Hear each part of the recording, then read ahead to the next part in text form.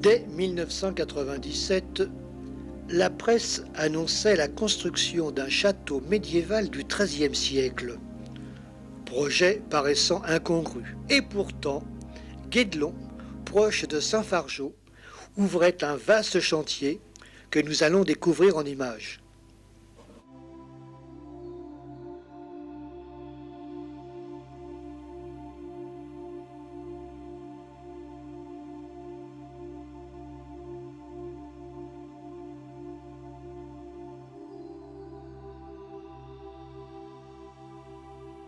Le premier gros œuvre, le plus important, a été réalisé sur le parking à l'entrée.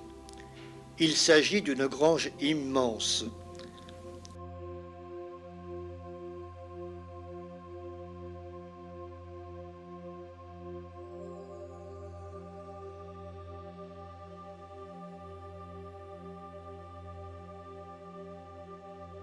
Cet espace abritera l'accueil, la boutique, la billetterie, la présentation du chantier ainsi que les plans du château.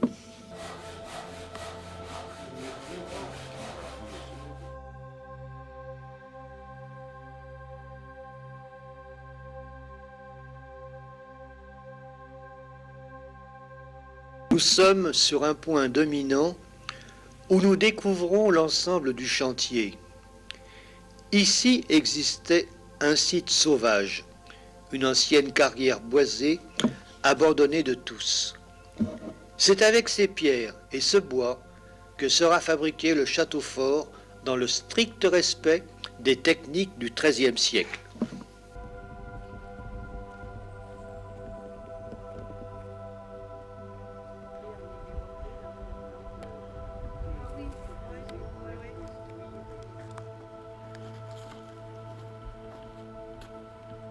Les fondations, qui ont demandé un travail énorme, sont achevées et délimitent le contour de l'édifice.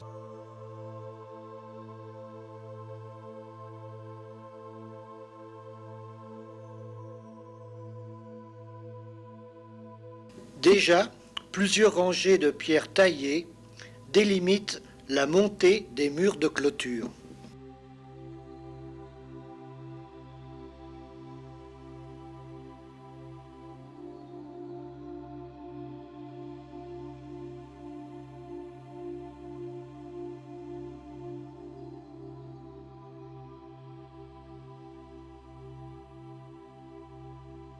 Le temps n'a pas été clément. Les compagnons ont travaillé dans la boue. Le sol est inondé.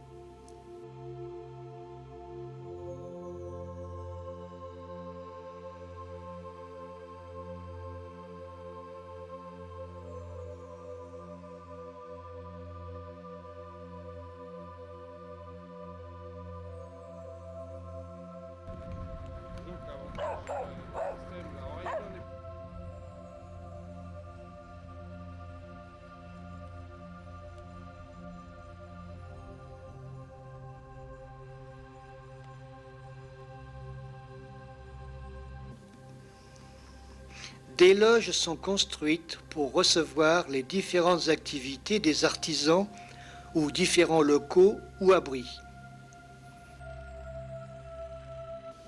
La forge, cœur du chantier, métamorphose du minerai brut en outils divers nécessaires au chantier, clous, burins, etc.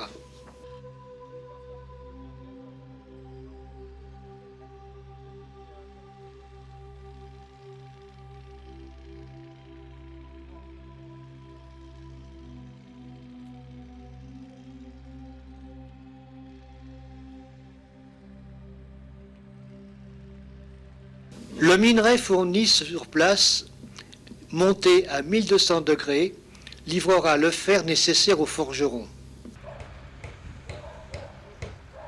Les essarteurs forment une caste à part de la population agricole. Ils sont installés dans la forêt et défrichent une vaste clairière. Ils vivent dans des huttes couvertes par des toits de chaume. Ils fourniront le charbon de bois, les planches, les poutres, les fagots, la charbonnette et ils fabriqueront des paniers.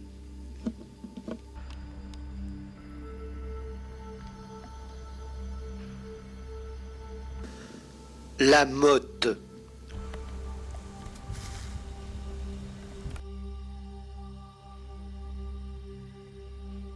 Bâtie vers l'an 1000, elle servait de refuge et d'alarme afin de prévenir les seigneurs alliés. Et il ne s'agit pas d'une motte d'habitation, mais d'un élément de défense antérieur au château.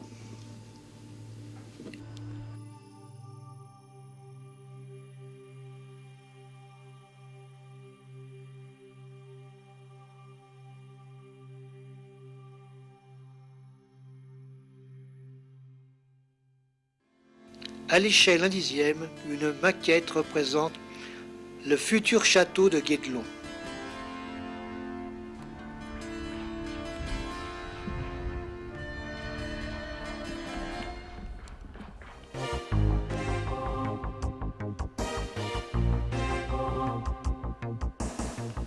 Beaucoup d'améliorations en 4 mois.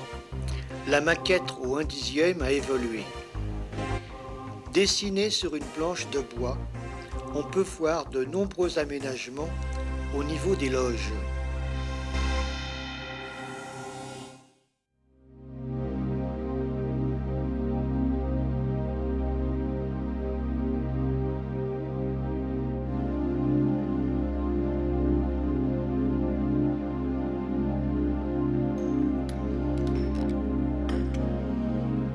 Nous allons commencer avec les maçons et tailleurs de pierre. Le site est encore privé, mais déjà les compagnons travaillent en tenue du XIIIe siècle.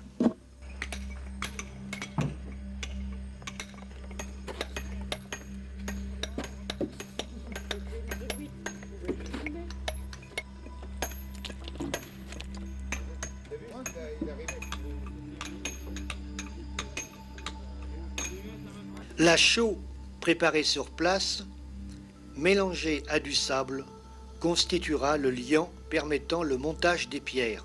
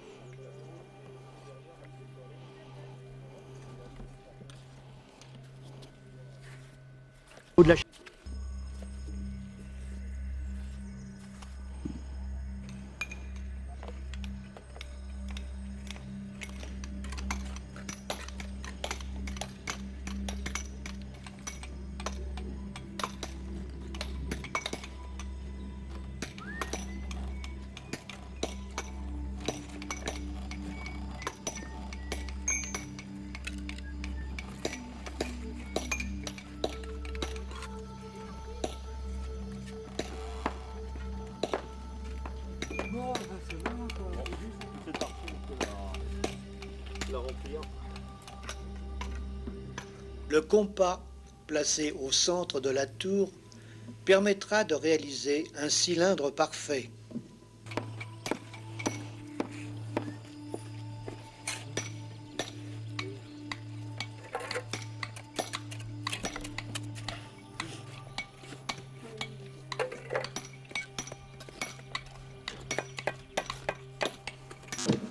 Sous la pluie et dans la gadoue, rien n'arrête ces bâtisseurs.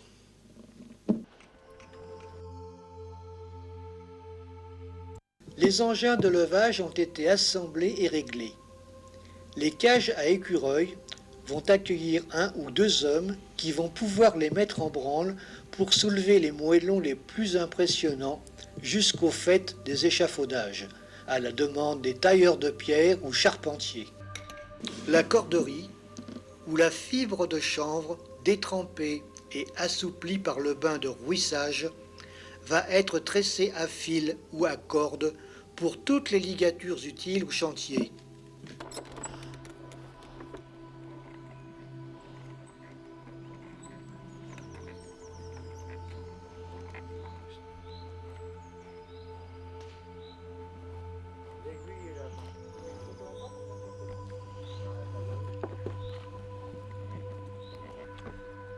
Les différentes loges, maintenant achevées, sont rentrées en activité.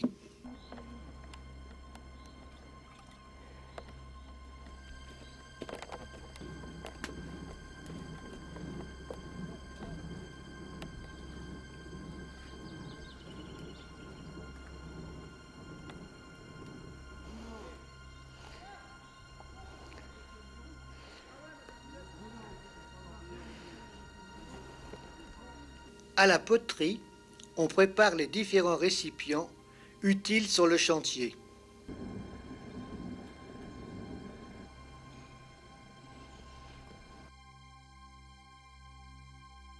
La forge, elle aussi, est devenue fonctionnelle.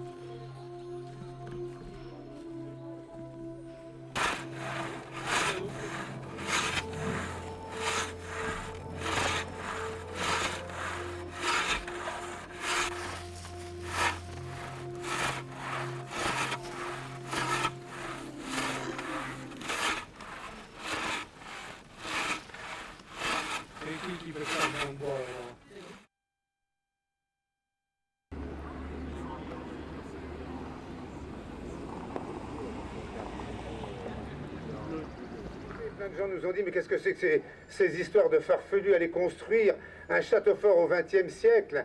Qu'est-ce que ça veut dire, c'est insensé? Vous allez voir que c'est pas insensé parce que c'est un moment de bonheur exceptionnel dès qu'on pénètre sur le site. Ce projet, il va se financer comment?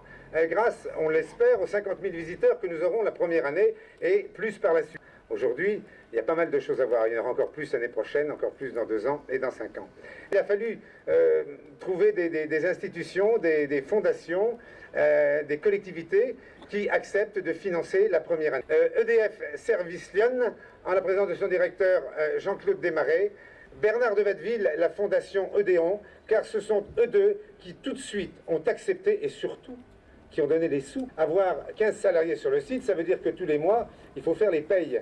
Alors ça, c'était quelque chose de capital. Ce qui fait que le chantier a démarré très très vite. Le département et la région qui ont aidé, qui ont compris l'enjeu, qui ont compris que tout cela pouvait être générateur d'emplois et qui ont aidé sur 3 ans l'État et l'Europe évidemment. Nous avons obtenu quelques fonds européens. La Caisse des dépôts et consignations, les frères Binet qui ont accepté également d'aider, les Simon Lafarge, Fondation Canal+, également inconditionnelle, qui nous a beaucoup aidé au départ.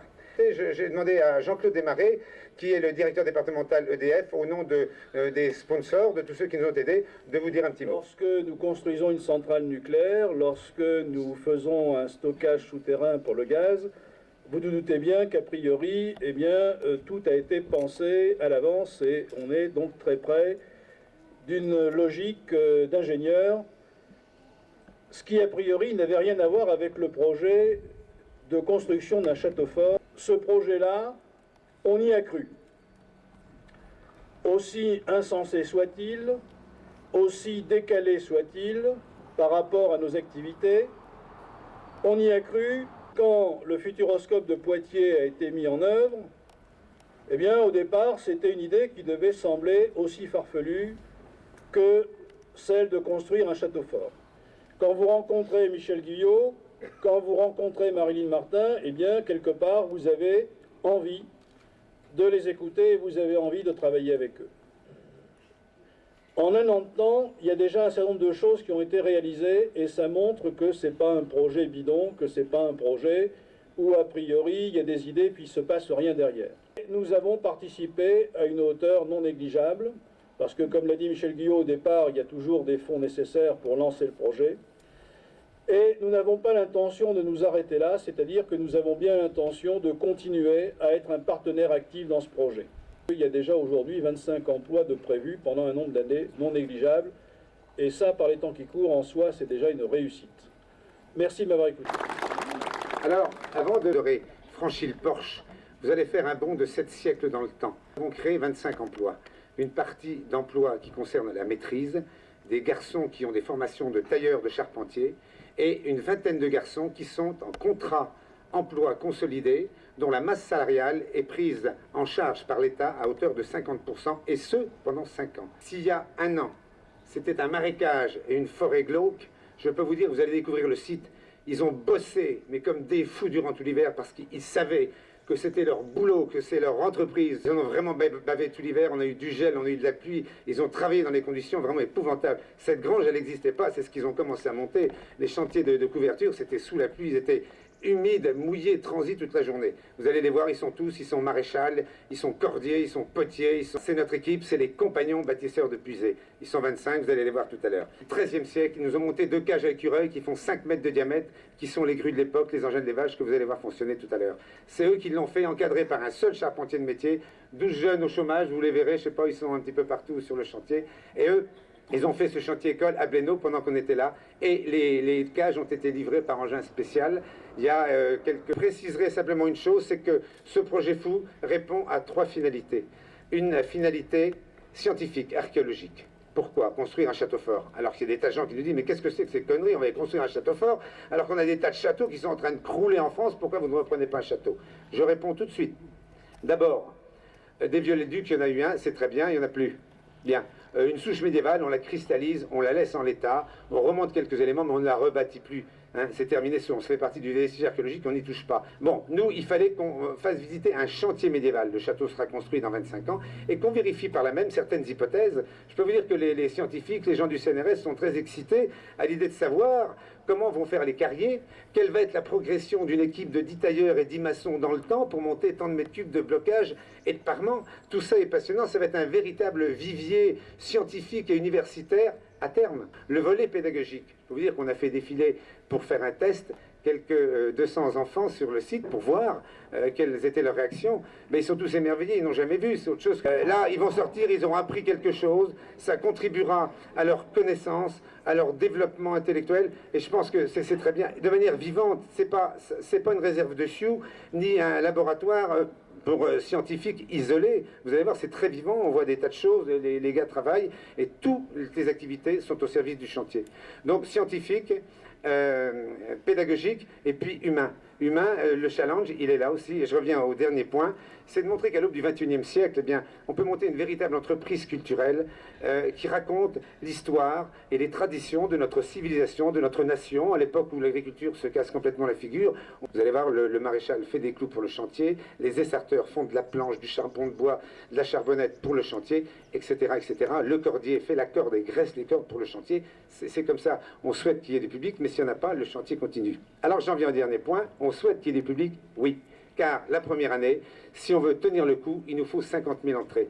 Alors Marilyn Martin, qui est directrice du projet, c'est sa mission. Elle doit amener 50 000 personnes.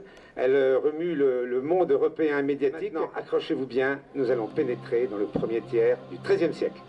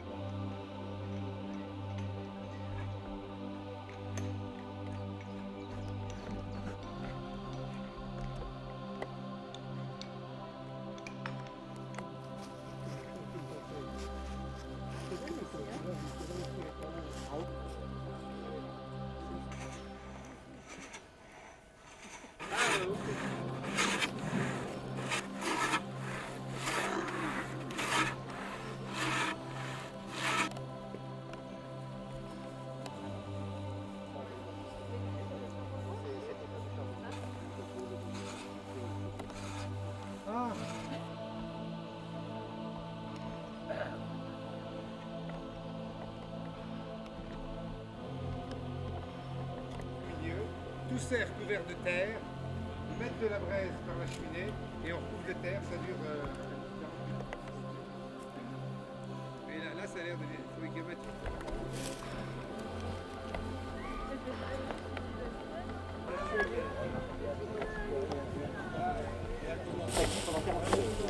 Elle est coupée.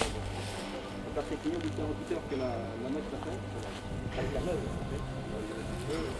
C'est le premier charbon de bois qui est bon, mais c'est pas on l'a fait.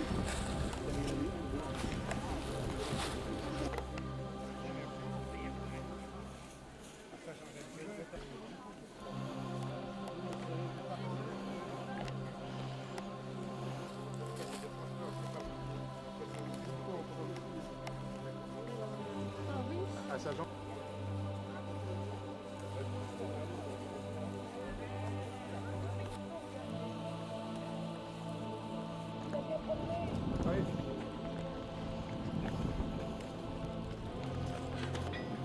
Il est arrivé,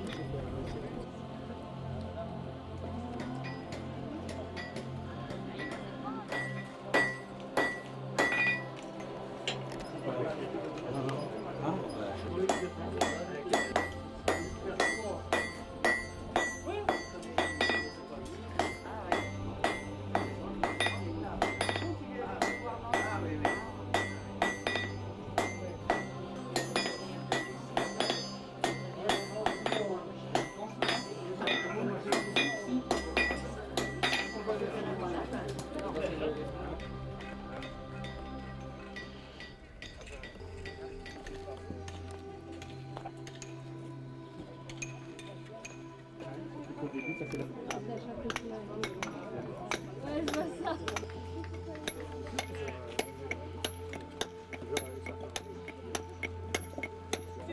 On est, puis nous on est bloqué là.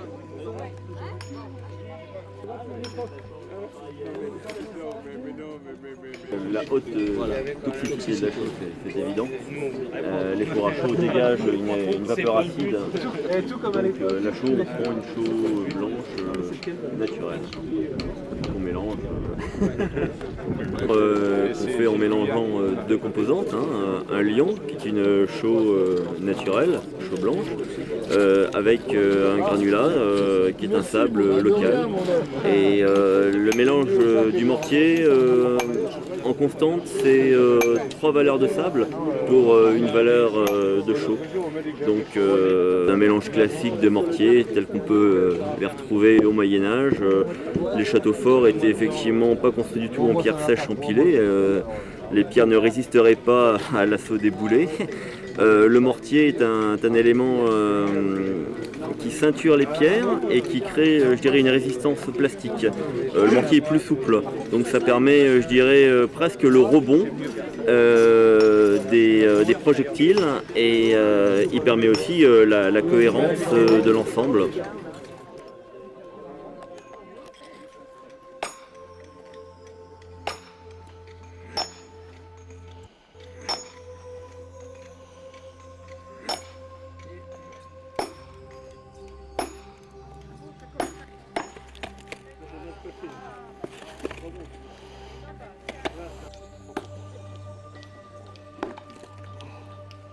Tiens, on va regarder quel est bien voir là-bas.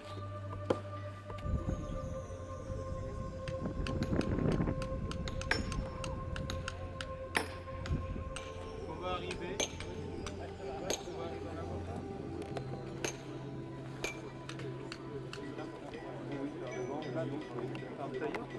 Là, c'est le carrier, là.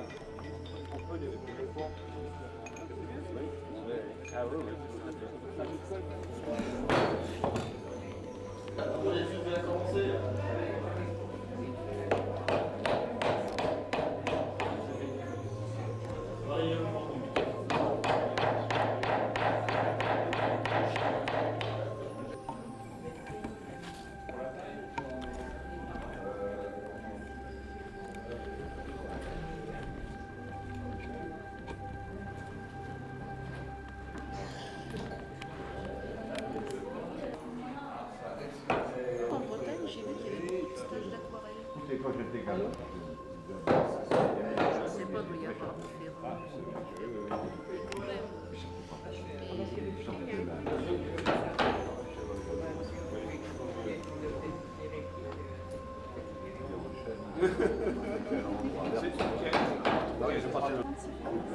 C'est du vin. Voilà, vous avez le... On va vous pénétrer par la gauche qui est là.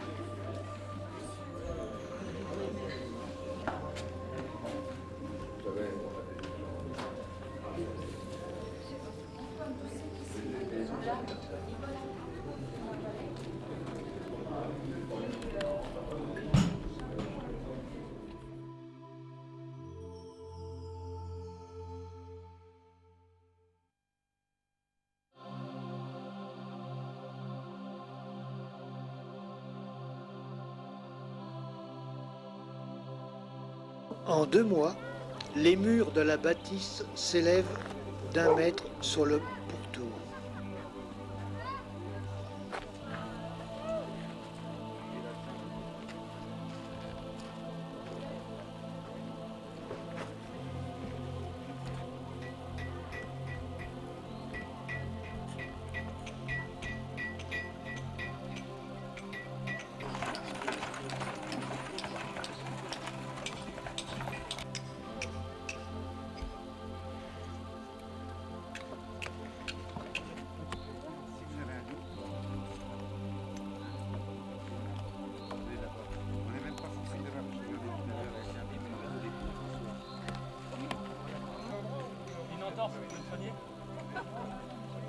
C'est des parements que vous avez fait?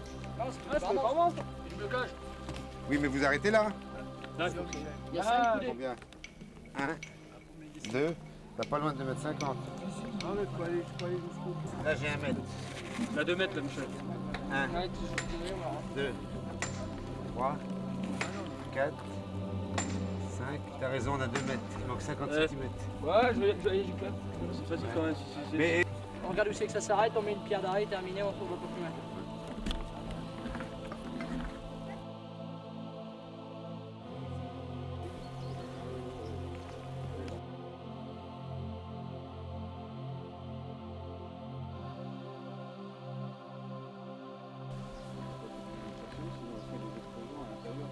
Calcaire, Oui.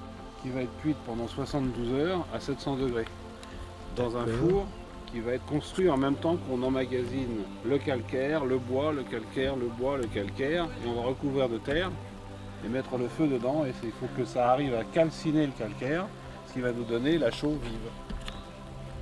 Les visites guidées s'organisent à la grande satisfaction des visiteurs.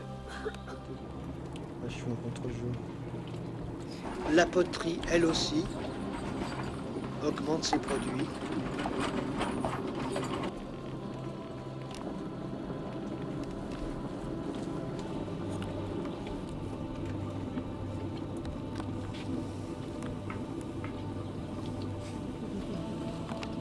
Que ça vous presse? Ah bah... ah oui, hein.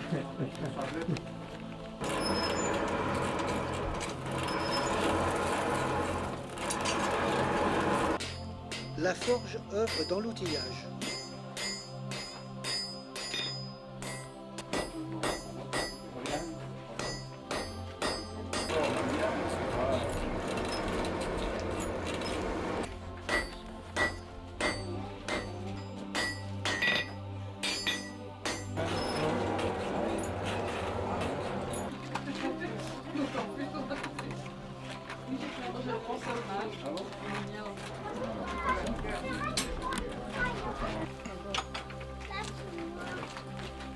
Non.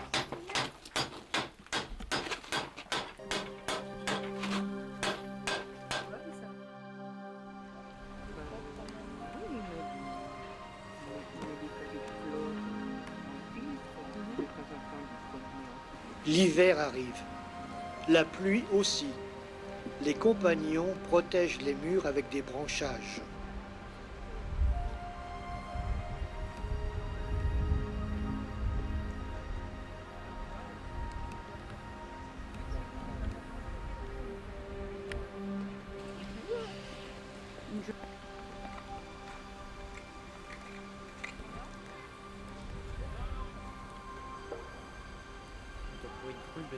Ces temps-là,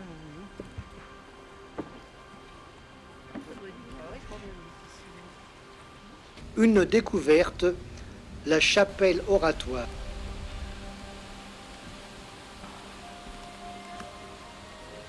Parce qu'il y a la foi qui arrive. Ça fait pas grave.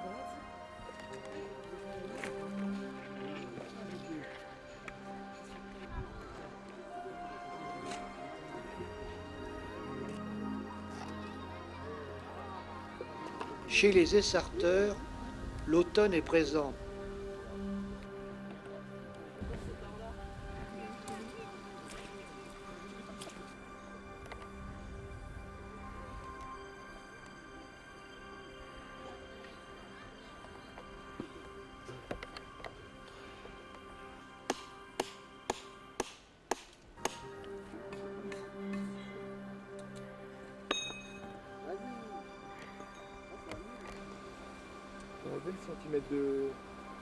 Quelque chose de nouveau se prépare.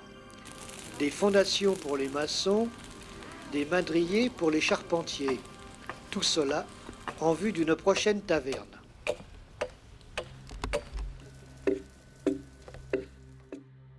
La maquette au 1/10 a monté.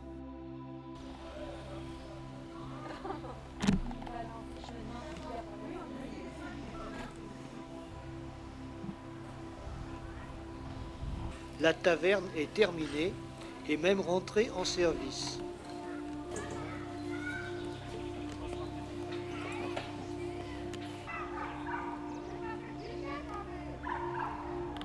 Et la nuit, il se faisait des messes tout seul. Il y avait encore. Voici Marilyn Martin, la directrice du projet Quételon. Il est vachement sympa ce petit coin. Parce que t'es loin du chantier mais t'entends vaguement qu'il se passe quelque chose.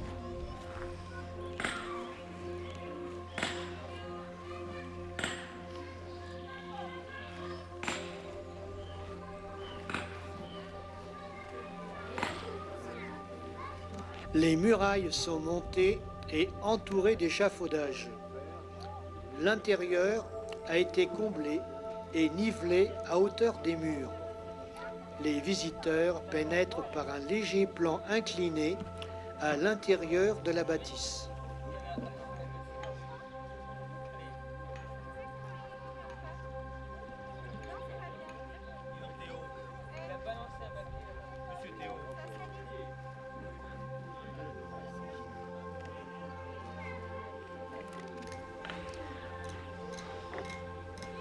Pour les visiteurs, une nouveauté. Démonstration d'enluminure sur parchemin. C'est une peau de quoi ce parchemin? La peau de parchemin là, c'est de la peau de mouton. Ah oui. On peut également dire sur la peau de veau mort-né. Ah non. Oui, le fameux velin. On gardait le parchemin quand même pour les actes importants. Oui. C'est vrai, c'est vrai. Et vous voyez, comment maintenant En tout cas, vous avez des punaises pour tenir votre parchemin. Mais non, c'est les clous des bottes, Des clous qu'on fabrique nous-mêmes ici, c'est le forgeron qui les a fait. Oui, ça c'est le charpentier, ça c'est le forgeron, ça c'est moi, mais... Le charpentier, quel cil utilise pour avoir une surface aussi grande? Alors ça c'est la scie longue. C'est la scie longue. Ah, la scie de long, oui, mais d'accord. C'est la grande. Oui, voilà.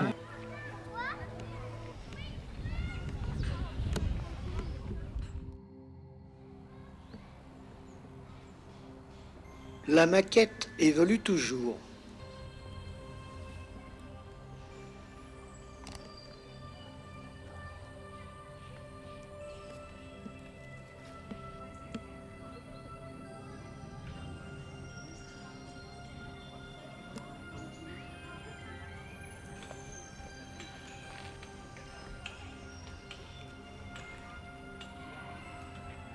Charpentier a pris ses marques.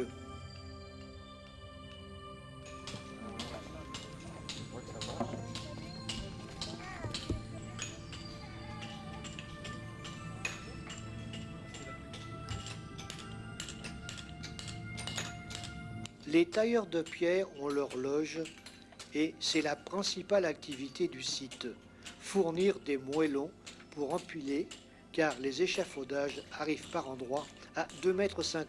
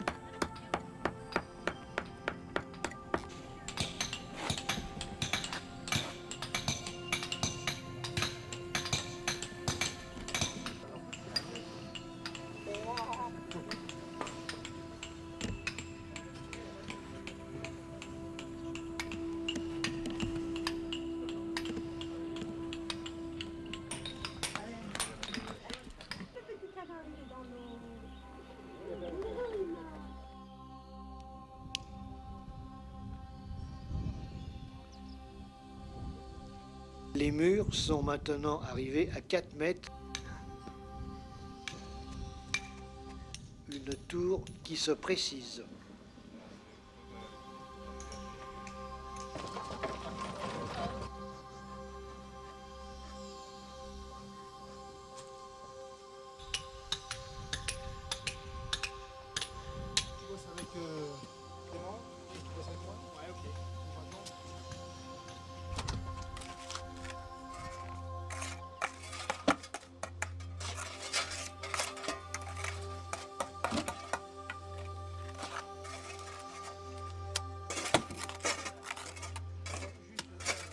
Essayer de rattraper un peu quoi. Là, il faut éviter de mettre trop de colle là dessus. Ouais, mais là on est d'aplomb là. Ouais, ça peut va, hein, ça reste comme ça.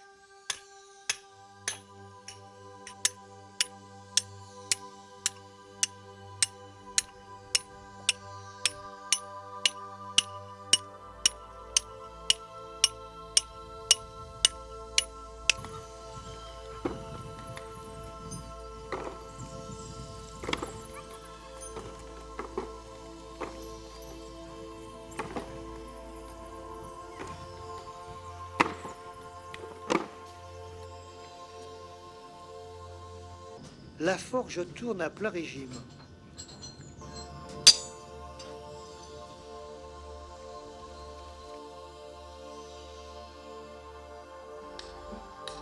Les charpentiers sont maintenant bien installés.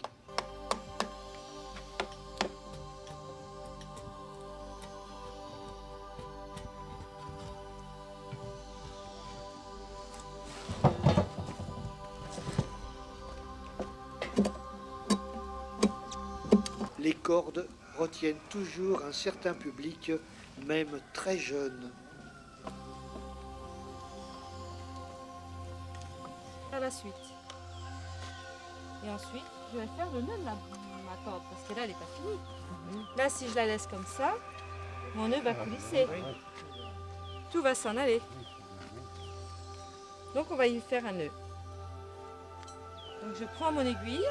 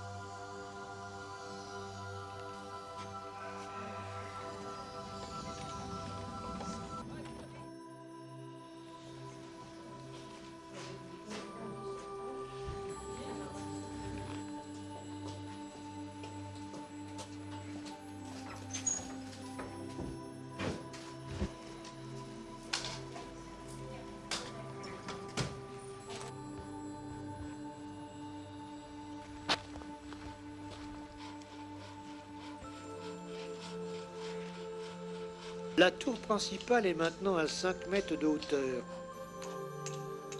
Elle a une porte d'entrée et à l'intérieur, on peut admirer l'alignement des moellons,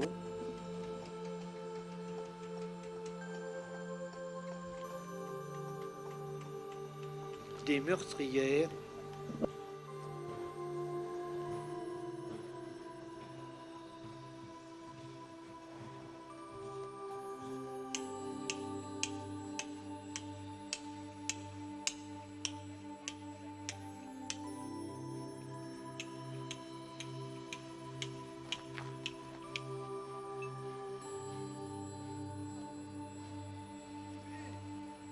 et un escalier d'accès.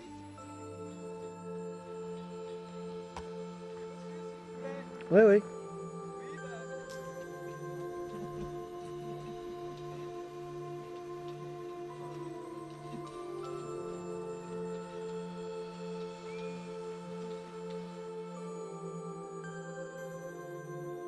va poser le pont dormant. Il y en a une autre qui est là, juste à la porterie. Et là où c'est que le jeune homme est, dans le trou, ça va être pour la pilasse en bois. Donc là, on va faire des fondations d'à peu près 70 de haut. Et on va faire une couche de pierre, une couche de colle, comme pour la fourrure. Exactement pareil. Et là, après, d'ici le mois de novembre, il y aura un pont dormant qui va s'apposer. Et les jambes de force vont venir s'apposer là. Sur ce qui est dit, les cordes. C'est bon, là, bouge pas.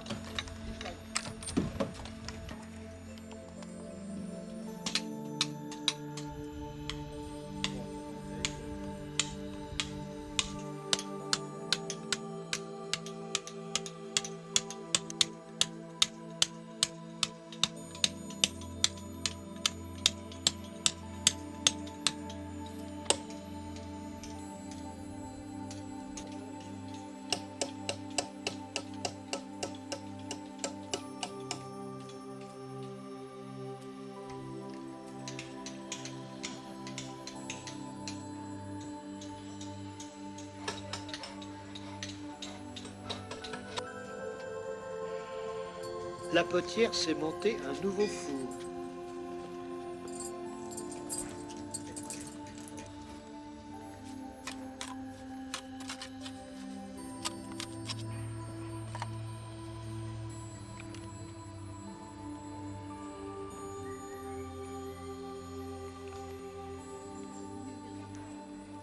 Chez les essarteurs, l'enclos aux bêtes est bien garni.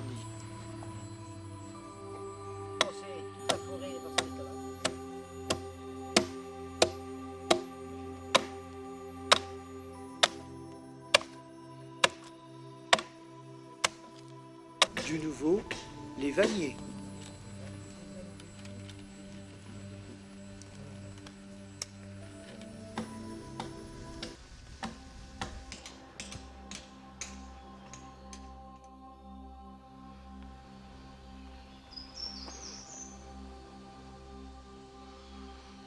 La boutique souvenir bat son plein.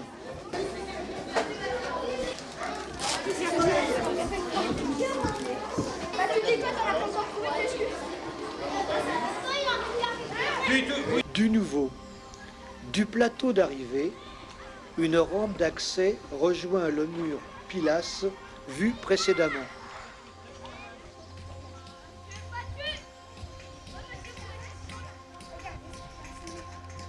Entre la pilasse brique et le château, une autre pilasse, mais cette fois-ci en bois, repose sur les fondations vues l'année dernière.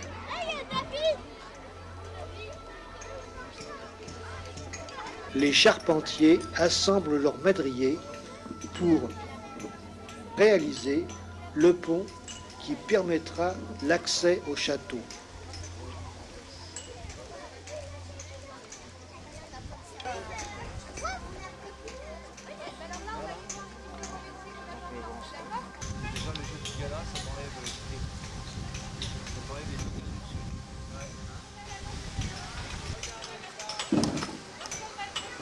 Ah, c'est la passerelle qui va rejoindre Voilà, c'est le pont du château. le pont du château. Voilà. Et ça va être d'un seul bloc? Bon, c'est en deux parties, il y a encore une travée qui va en bois.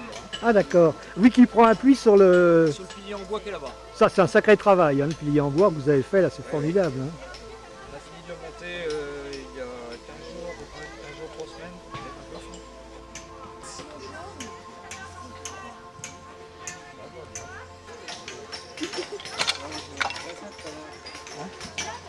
Non, moi je suis arrivé tout à fait.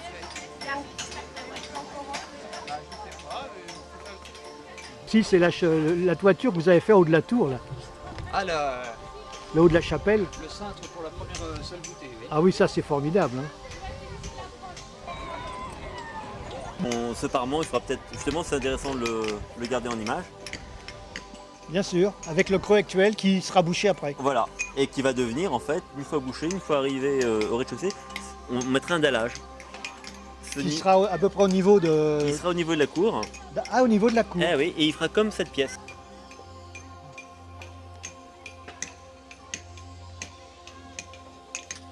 Donc ça c'est une voûte existante qui date du XIIIe siècle de Yèvres-le-Châtel dans le Loiret. C'est un château philippien. Oui. Donc ça c'est une photo qu'on a prise là-bas pour imager notre travail. Donc les nervures, ce sont les arcs. Ah oui, d'accord. Il y en a 6, sexpartites et hémisphériques puisqu'on est dans une demi-sphère. Ah oui, c'est tel que je l'ai filmé tout à l'heure. Voilà, donc là on a la vue de dessus, la vue en coupe, donc chaque pierre est marquée. Et ensuite on aura ici la clé de la voûte, donc avec ces 6 petites pattes qui va recevoir la charge de toutes les nervures. Et les 2 rangs en bas. Oui, oui. Et en fait, en 2 mois, en fait, on a fait tout le cylindre sur quasiment. Oui, parce que l'année dernière, ça n'existait pas. Ça. Non, ça n'existait pas. On était au ras des pâquerettes. Ah, oui. C'est un truc qui est vite monté. Et en fait, là, on a une très belle vue.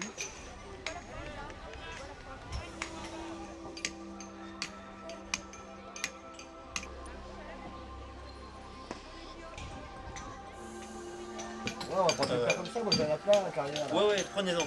Ça permet de nettoyer. Ça... Comme ça, on se prend pas la tête. Comme les pierres elles sont bien, elles sont hautes.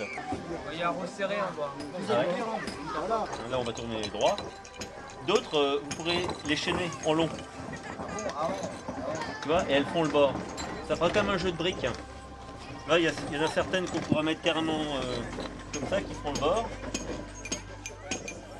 Et d'autres qui vont venir se croiser. Alors il faut faire en sorte qu'elles se croisent et qu'elles aillent sur le devant. Hein. Ça veut faire un truc bien ficelé là. Ok. On va se donner comme limite pour faire pratique à monter. Voilà, je rate à c'est quoi cette pierre qui est debout là, qui est taillée, La margelle du puits. Ah, d'accord. On va essayer de la faire en un bloc. En un bloc. Et donc là, une fois qu'elle sera taillée, vous pouvez voir de l'autre côté, elle est gravée. Ah, oui. Une fois taillée, on la couchera sur le puits et ça fera la dernière pierre.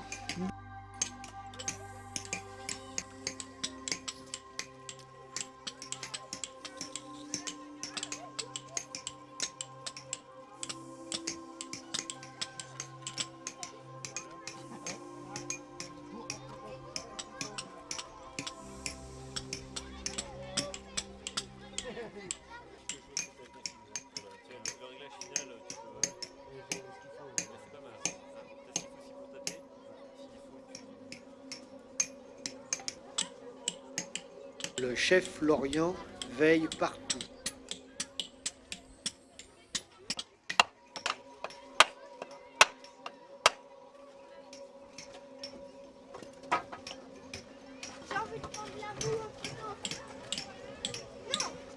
Chez les essarteurs, la petite classe est très attentive.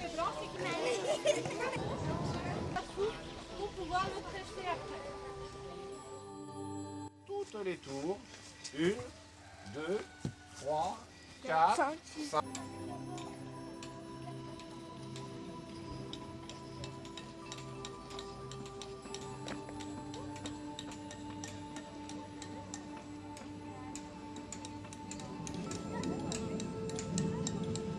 Le pont est en place, faisant l'admiration des visiteurs. Les charpentiers ont fait un travail formidable.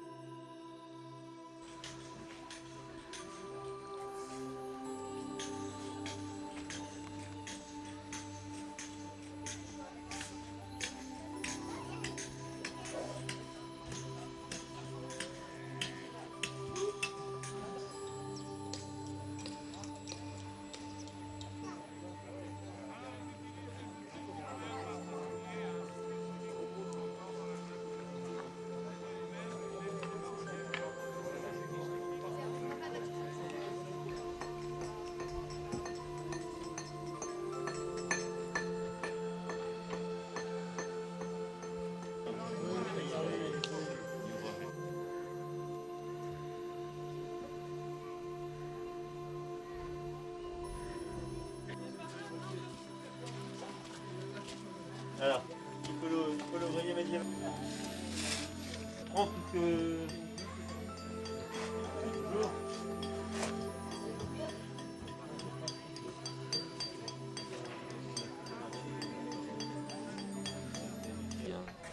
Donc c'est 25 ans, mais avec tous ces éléments. Donc on peut supposer qu'une fois le chantier fini, il y aura quand même un caractère de visite interactive. Même nous, on garde notre spécificité quand même des constructions.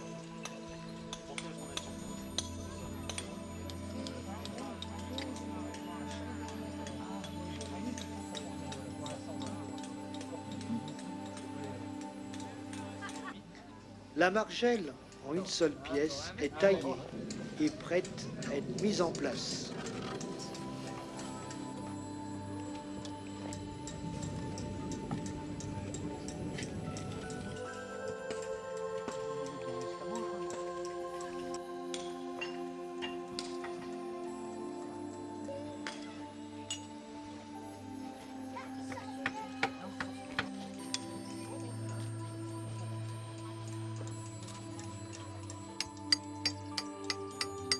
C'est de la terre qui va servir à faire le mortier. Sceller les pierres C'est ça que vous mélangez avec la chaux avec la chaux et puis un peu de sable. et un peu de sable. Et c'est un mortier qui est un peu élastique en fait.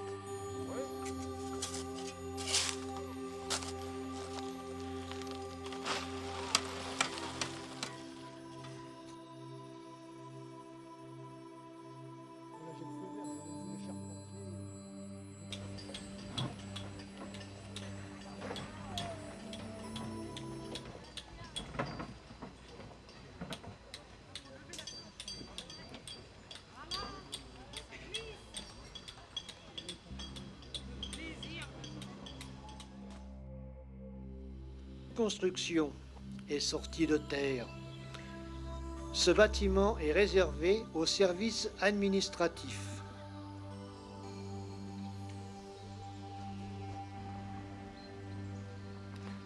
Le puits est à présent complètement achevé.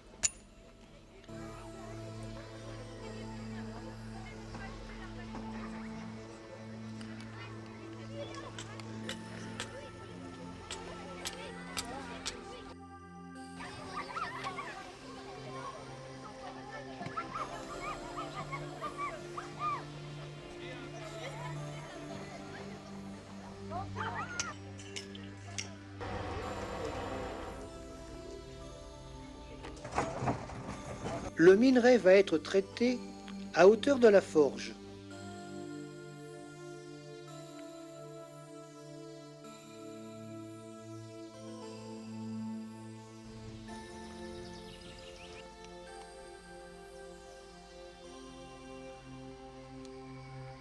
Une dernière partie du mur est mise à niveau. Le château est à présent complètement ceinturé.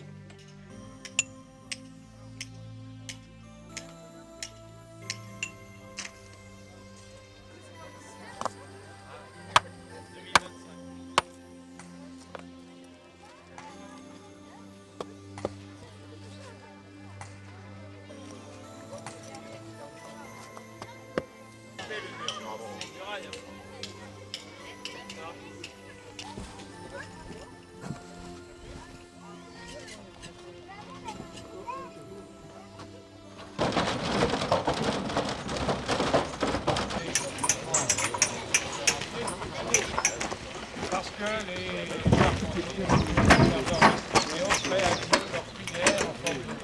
Vous me dites ça que vous faites une écurie? Oui, on est en train de préparer une écurie donc, qui va être chez les Essarteurs. Là-bas, il y a une jument qui devrait faire son apparition d'ici 5-6 jours à peu près. Donc on s'est mis tout de suite à la construction. Merci monsieur.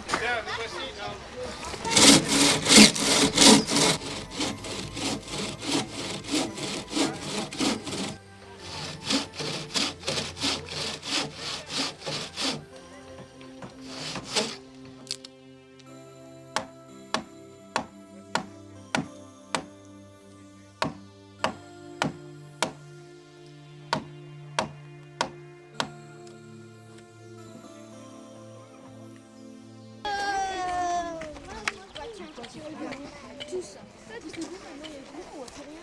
C'est ça.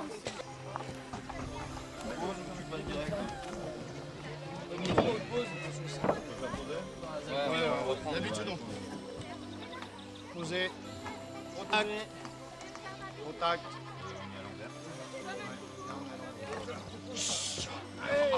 C'est vachement sécurité ce qu'on fait. Ah ouais. Oh, les hommes dans les forêts. Attention.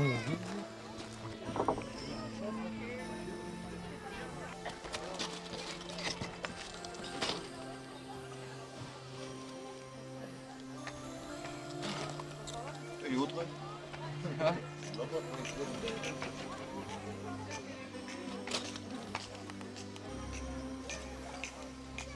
Ainsi se présente l'ensemble du château au début de l'an 2002.